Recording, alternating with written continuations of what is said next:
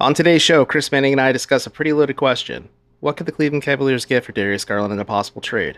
Or, is the supposed trade demand worth caving in on? We'll discuss this and more on today's Locked On Cavs, and we want to thank you for listening on this show every day. We are free and available wherever you get your podcasts and on YouTube.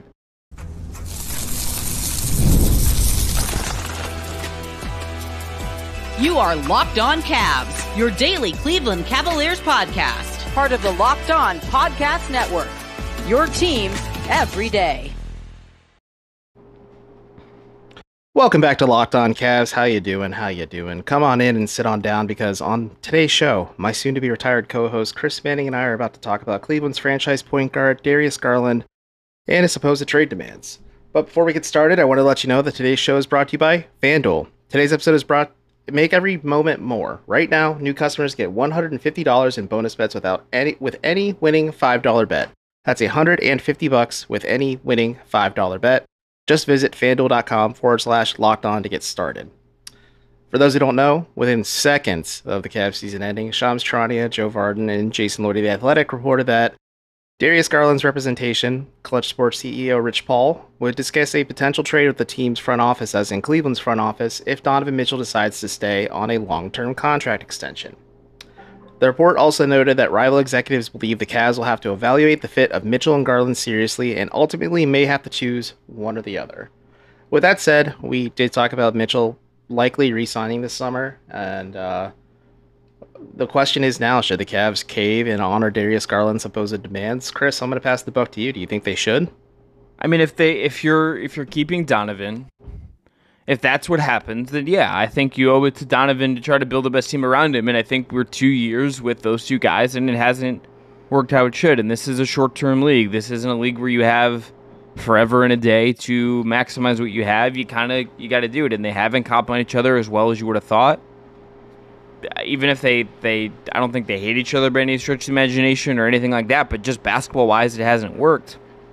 And they're not making each other better. It doesn't feel like they make each other better in a basketball sense. So I think so. And I think if you're saying, how do I improve the team around Donovan Mitchell, who is the only guy on this team that I am 100% sure is a bona fide playoff guy coming out of this year, your avenues are you trade.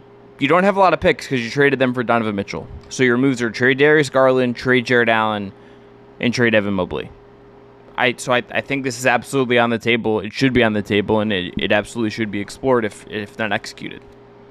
And for context, ESPN's Brian Windhorst did say on the radio, we're recording this on Tuesday, but he did say this to ESPN Cleveland, the Cavs will entertain extending Mobley, and Mobley expects a full rookie max extension. So I would assume that Mobley's off the table, and I agree. Like, you are going to have to explore the Garland and Allen markets, which we'll talk more about Jared Allen for Wednesday, May 22nd show.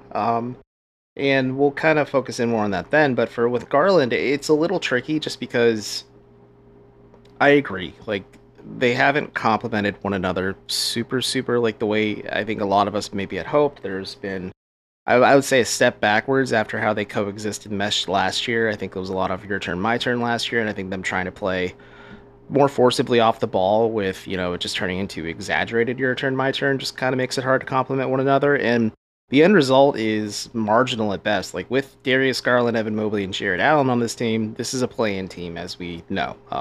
Mobley's rookie season, they made the play-in, and they flamed out in spectacular fashion. With Mitchell, 2 years in a row now, the Cavs are the 4 seed in the Eastern Conference, and I think just, that's not a detriment to Donovan Mitchell's ability or, what the Cavs have built with Garland, Mobley, and Allen. It's just, those two have struggled to coexist on the court together, and I think that is kind of just, the paradox in of itself. Like, is it a coaching thing, or is it just these two just can't coexist? And it could be a little bit of both, but it can just get tricky if the Cavs are willing to call Garland's bluff or Clutch's bluff and say that they aren't going to trade him and kind of try to maybe work this out. Because I thought of it as reading it, and I'm sure people have too, but there's like parallels to when Kyrie demanded a trade. Obviously, it's not the same where Kyrie went out of LeBron's shadow, but there's also this team has like can I just say one thing about that? Here's the difference. Here's just the difference of that to me. Kyrie Irving hit the championship. Exactly. Kyrie Irving hit the greatest shot any Cleveland Cavaliers ever going to hit, and was part of the greatest offense that any Cavaliers offense that is ever going to exist, the 2016-17 Cavs offense. Darius Garland has never had a high as Kyrie Irving. He's never been as good as, I think, Kyrie Irving's peaks. You can also say Darius has never gotten to the playoffs, and Donovan has. Yeah, there is... I understand, like, the parallels with Clutch, and obviously Kyrie is not, Clutch, a Clutch client, but still, I think the difference with Kyrie is, like, you had clearly, like, LeBron in his prime, so, like, everything felt like your everything is right now maximized. Like, I think Donovan feels a little bit like that, but it doesn't feel quite as weighted in the sense that it's Donovan, it's not LeBron. Like, I think things feel a little bit different that way, just because it's not LeBron. I understand that point, but it's just like it's a little different to me just because of that. And frankly, these Cavs just, like, they haven't proven that they've earned that level of, like, fervor in the way that those Cavs did, I think. Well, then that's kind of my point is, like, can the Cavs make that argument to Darius and Rich Paul and just say, like, listen, you haven't, yes, you are part of this turnaround and everything, but, like, you haven't done a ton comparatively to, like, what Kyrie did in terms of hitting the biggest shot in franchise history. And it kind of leads to the point or the thought of, like, can this situation be salvaged, or will Garland and Clutch just kind of escalate things? Because Rich Paul is cold-blooded in that sense, where he will do what is best and right by his client every step of the way, and he's willing to be the punching bag so Darius doesn't have to kind of get dragged like he could be. But I don't know, like, it is an interesting thought process just because, like, Darius has done some things, but he hasn't done things at a level where, like, yeah, he demands a trade because there's a player that's sticking around. Whereas, like, the Cavs could be like, let's try and fix the situation with, like, a new coach or something like that as they head into training camp this year. Like, I don't know. It's like a thought I have in the back of my mind is, like, can they drag this out, or do they just kind of honor it and just move on this summer? I think the other thing, though, is, like, that, yes, maybe the coaching has part of it, but I think these guys, NBA players, and the way this league works is guys they have individual agency. Like, Darius Garland might just feel, and his camp might just feel, playing with Donovan Mitchell does not serve me. Yes, I'm making a max rookie extension. Yes, I'm making a lot of money, but I was an all-star before this. I made an all-star team. I averaged more points. I had more assists. Like, I'm not saying it is that simple, but, like, part of it might just be, like, I don't feel like I'm playing my best basketball in this scenario. I feel like I could go be a better me outside of Donovan Mitchell. That it could just be as simple as that he doesn't feel like he's being his best on top of everything else. Like, it might be that. And there's a coaching change isn't going to solve that. Even if you sold him on ideas, like, you could sell guys on ideas. They also have to then be executed. And what if the ideas don't execute the way you want them to? That presents a whole other challenge. Yeah, I mean, if it's for fists, we'd all be drunk, and what's on paper can't be the same in execution. I absolutely agree. It's just, do the Cavs have time to wait either is the other problem. No, I mean, unless Donovan Mitchell signs the dotted line, like, the very first day of free agency, yeah, they can drag out this process as long as they want, because they can really squeeze Garland for the maximum return, or Garland and Rich Paul's hand just to say, like, listen, we tried our best, but we'll entertain these trades. We need you to report to camp, et cetera, et cetera. But I think Mitchell is the linchpin, and obviously if he signs, Garland's supposed trade demand is going to come into effect, and then, like, that's where it gets really messy. So it does hinge on Mitchell, I'd say. Yeah, and then also, like, don't you also, I think you could argue and counter what you said, though. You could argue that, like, with Mitchell, you owe it to him just to go all in and give him what he deserves to try to win right now. So, like, why are you going to hold on for maximum value with Garland? You should probably just go for it, you know?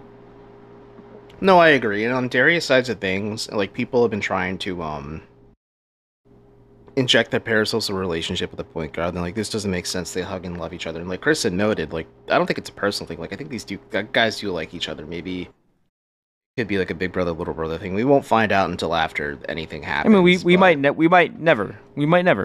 That's also it too. Like, we also don't really have a right to know because it's a private matter too, and should be handled behind closed doors, other than just, like, it publicly being known he wants to move on. But to your point, like, before Donovan Mitchell got here, Darius was an all-star. He had career best numbers. Sure, he matched him the first year with Donovan, but it was kind of staggered and stilted offense. But Garland kind of got the treatment that he was the heir apparent to the franchise. He was the guy. He was the franchise point guard.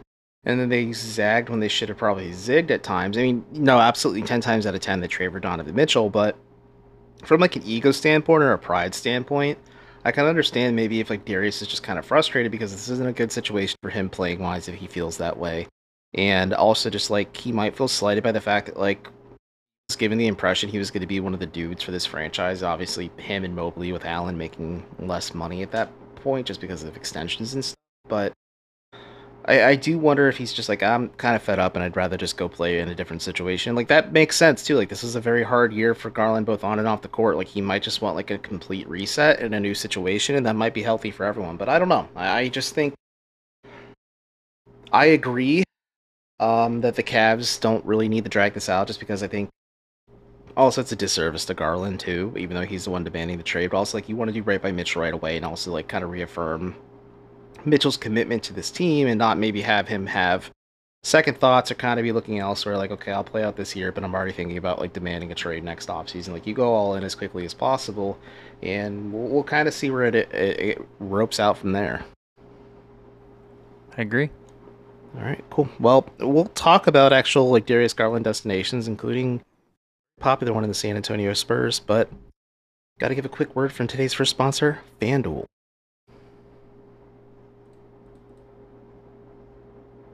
Today's episode of Locked On Cavs, as I had mentioned, is brought to you by FanDuel. It's winner take all time right now in the NBA and NHL with the conference finals getting on, and FanDuel's giving you a shot to bring home a big win of your own. Right now, new customers get $150 in bonus bets with any winning $5 bet. So if you're feeling good about the Boston Celtics or Minnesota Timberwolves winning it all, maybe you're feeling frisky and want to bet on the Pacers too, have at it. But you should do it on today with FanDuel because you can win big too with any $5 winning bet, resulting in $150 to bet on spreads, money lines, player props, and more. That's $150, which if you can't do the math while you're driving or listening, is 30 times more than the money you wagered in the first place. Just visit FanDuel.com/locked on and make every playoff shot count. FanDuel, America's #1 sports.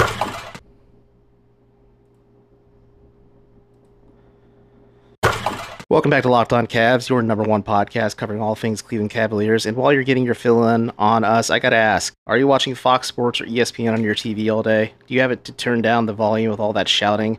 Make the switch to Locked On Sports today, a free 24/7 sports streaming channel that is programmed for you every day to bring you the biggest stories without all the screaming.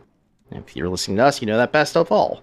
Locked On Sports Today brings you can't-miss analysis, opinions, and news, streaming 24/7 on YouTube or the free Amazon Fire TV channels app.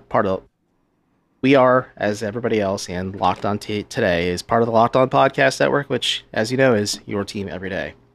So, Chris, it kind of seems like it's in the ether that the San Antonio Spurs are a team that's kind of, taking stock of Garland and things like that, and things of that let's nature, ask this.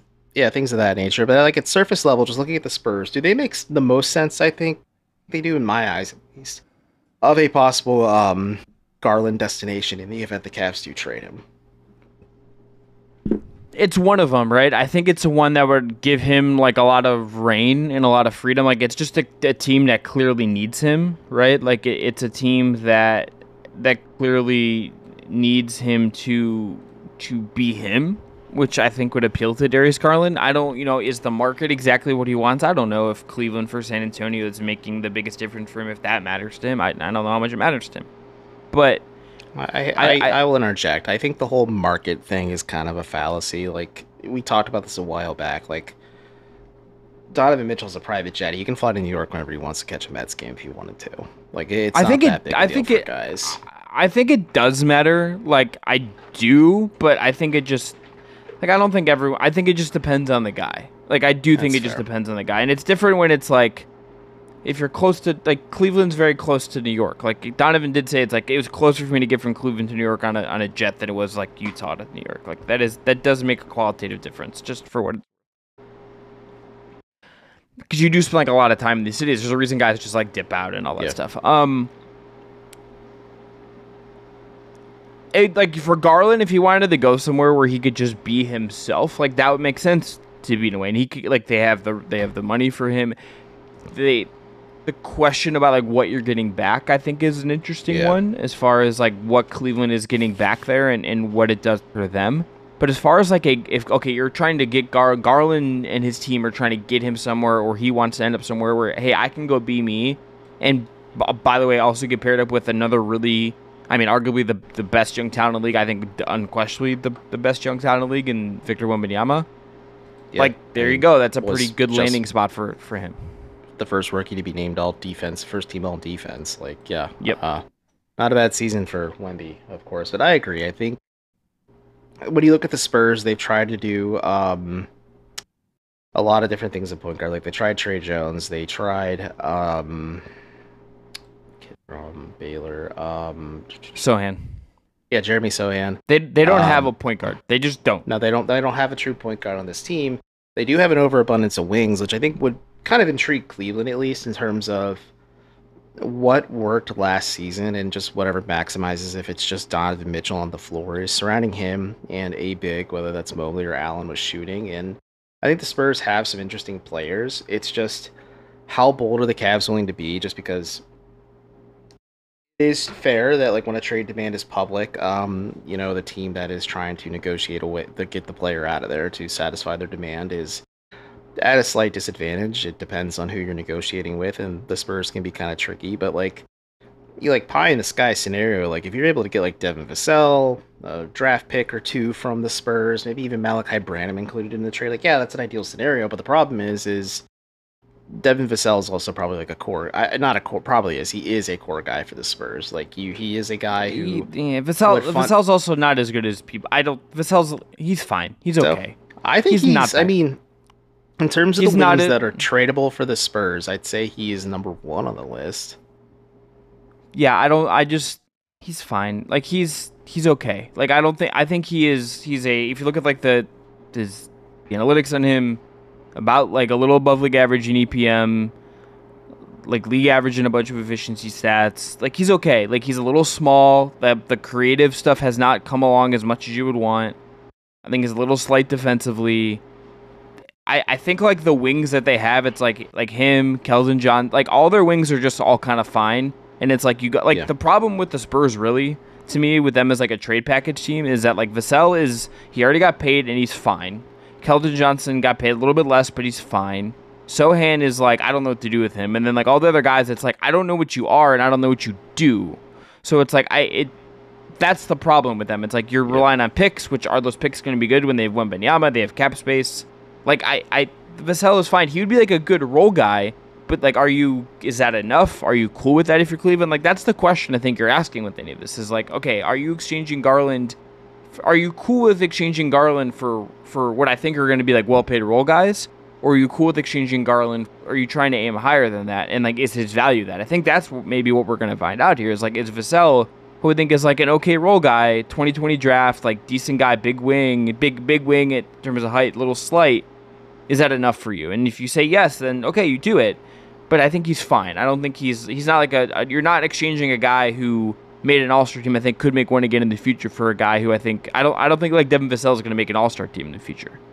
No, I don't think he will either. But he's fine. Yeah, he's fine. But like, I think he's a high-end role player. And if you're looking in that vein, sure. But like, yeah, like you said, I think you're really looking at the draft compensation the Spurs have, which they have a lot from Atlanta, who could still be a very bad team next year. I mean, they have the Raptors' first-round pick this year. I highly doubt the Spurs are giving up a top 4 pick in this year's draft, especially if like they do still pursue the point guard route. But I agree, like they have like an abundance of wings that are okay to, like, they're in the Maxter's vein. Like, they can be high-end to very high-end role players if they're maximized in a certain situation. I don't think, just because the Spurs have not been great over the last few years as they've gone through this rebuild, but ways they could look at it, like, yeah, if you're like, and you said, if you're Cleveland, if you agree with like, okay, if let's say the offer is instead Keldon Johnson, like Zach Collins, and a first-round pick from Toronto, and then next year's first-round pick from Atlanta.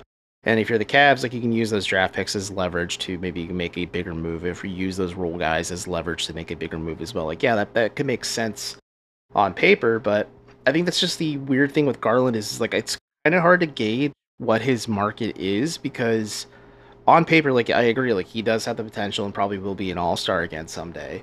And this season's kind of an aberration because of injuries and his personal At least stuff. you're betting on that. If you're a team, if you're the Cavs, that's how you're selling it at the very least. You're saying this guy made an All-Star team. You're gonna spin it as that at the very least. Yeah.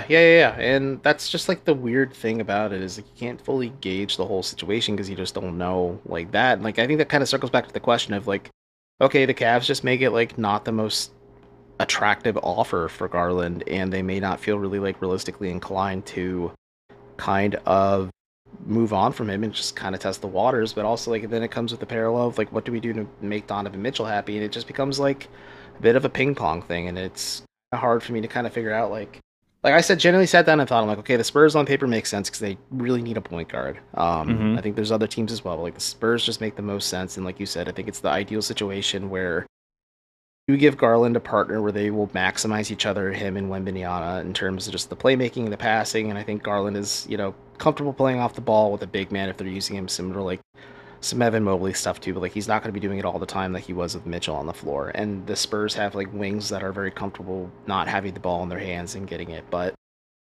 it's just like you're not going to get the most attractive trade package back. Like if they got Jeremy Sohan back from the Spurs, I would just ask, what are we doing here? Because like if you're trading Jared Allen, sure, again we'll talk about that later on in the week, but if you have like Sohan and Mobley, that's such a bad court right there because there's no spacing whatsoever between the two. Even if Sohan does try to take threes, he's not like a reliable shooter out there, and neither is Mobley right now. Yeah, Sohan, you don't know what he is. You're kind of a team who needs guys that fit Mitchell. That's a guy who doesn't, I don't think you know what he fits in any situation. So, like, what are you doing trading for him? It'd be a real weird one to me. I 100% agree. And let's just hit pause for now on that. And we'll talk more about some other trade destinations in the upcoming segment. But we got to do it again, folks. Got ads.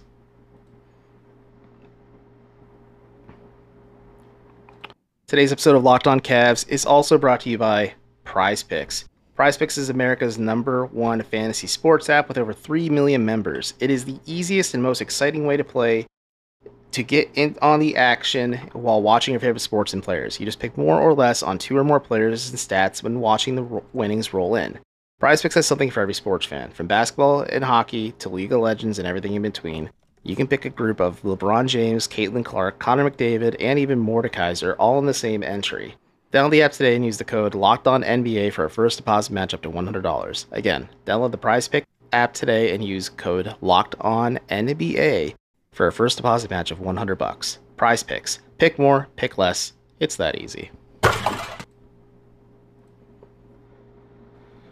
Okay, we are back. I am Evan Dammarrell. That is my soon-to-be retired co-host Chris Manning on your left. I guess my right. You say retired like I'm getting taken out to a farm. I mean, you're retiring from the Locked On brand. I just want to remind people to appreciate you while you're still here. That's all. I'm not dying, to be clear. Yeah, I appreciate it. I'm not dying though. I'll be around. Substack and just bat. Yeah, I'll be around. I'm not dead. Yeah, you'll be around in the ether. Okay. But yeah, other teams that like I guess when I was thinking about it, like let's say it's like the Brooklyn Nets, which you be comfortable if they offered you like Mikal Bridges and Dorian Finney-Smith for Darius Garland as part of a trade? I know I listed like a 3-team trade. Why? But... Okay, but I'm the ring. It's the Brooklyn Nets. Mikal Bridges. Yeah, I'm taking that and I'm hanging up the phone before they realize what they're doing. Why are the Nets doing that? Like, sell me on why the Nets are trading Mikal Bridges for Darius Garland. Because the Nets are like a perfectly mediocre team, and Mikal Bridges is a very high-end complimentary. I think he's the highest end of complimentary role players, bordering on maybe all-star/star. They didn't want to give up 4 first-round picks for him, and they're going to give him up for Darius Garland. That's all I'm asking. Well, then you ask yourself, this is the potential factor. Like, do you think you can have a franchise point guard that you can absolutely build everything around? Possibly. And also the Nets just aren't very good either, so they may finally come to the realization they need to hit reset. And also, like, Bridges could be one of those guys that asks for a trade too, despite living in New York and being reportedly happy. Like, I don't know, the NBA is weird. And maybe, like, Brooklyn enters the chat and they're like, you know what, I think we have stretched this thing out as far as we could. We could do it. But yeah, if Mikal Bridges was the offer, I think you'd roll with that. And, okay, I'll just throw the hypothetical I threw out here. The Cavs would get Mikal Bridges, Dorian Finney-Smith. The Orlando Magic would get Darius Garland. The Brooklyn Nets would get Goga Bitadze, Anthony Black, and a multitude of picks from Orlando. Possibly this is a draft night trade. The Cavs give up number 20 as well because the Nets are just hitting a hard reset on the entire situation. But I think the Nets are also just kind of hard to evaluate, but I just think they suck. I think they need to kind of just pull the plug on this entire operation, trade the guys they have for maximum returns, and this is the parable we were asking before in terms of just like the Spurs or any other team evaluating Garland. Like, this is an investment, and you believe that you can tap into the guy that was an all-star player in 2021 as a guy who you can build your entire franchise around as your franchise point guard. He is, if he has the right like off-ball players next to him, is a guy who can raise your ceiling high enough to get you to the play-in and then maybe eventually the playoffs as he grows and matures. I think that's the argument.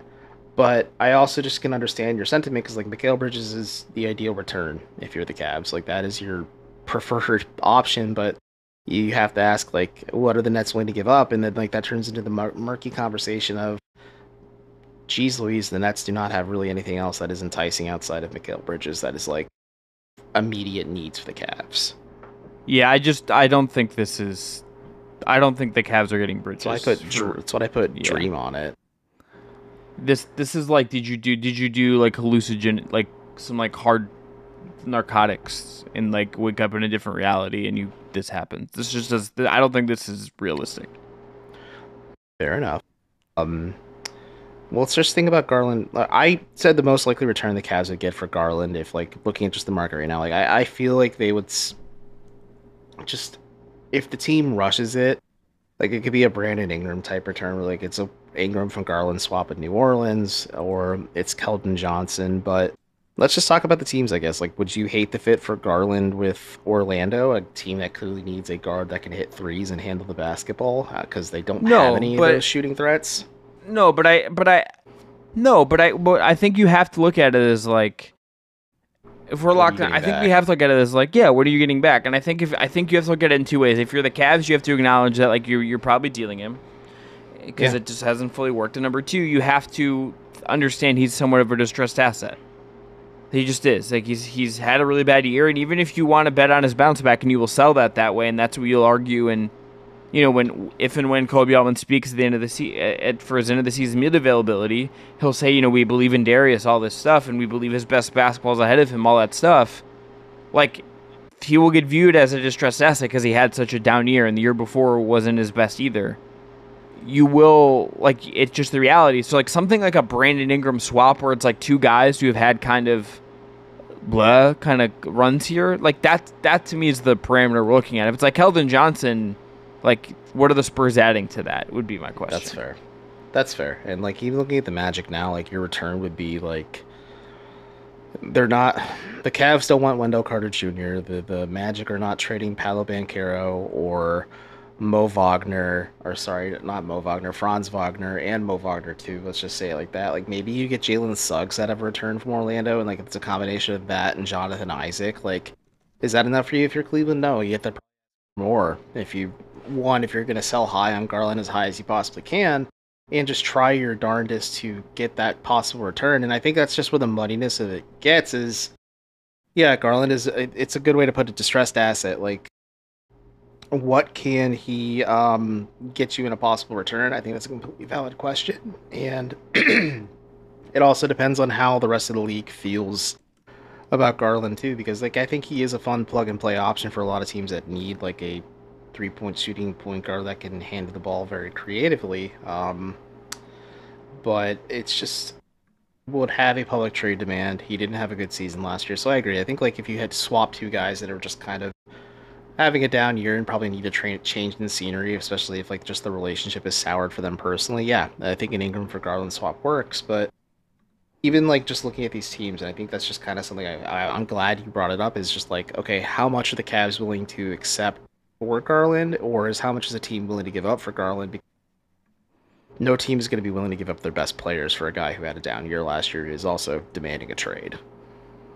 Yeah, look, it's a tough spot. There's going to be a line to walk here, a needle to thread here in a Darius Garland trade if it happens. How the Cavs do, it's going to be one of the defining parts of the summer. I don't think there's any way around that. No, I absolutely agree. And we will talk about maybe a little less of a dour. It's a depressing subject if you're a diehard like Core 4 fan, which Chris and I are poo-pooing. But more so the fact that like, yeah, Jared Allen could get you some more interesting trade possibilities. We'll talk about that on next time on Locked On Cavs. But on our way out, I wanted to remind everyone that Locked On has launched the first ever national sports 24/7 streaming channel on YouTube. Locked On Sports Today is here for you 24/7, covering the top sports stories of the day with local experts of Locked On, plus our national shows covering every league. Go to Locked On Sports Today channel show on YouTube and subscribe to the first ever national sports 24/7 streaming channel.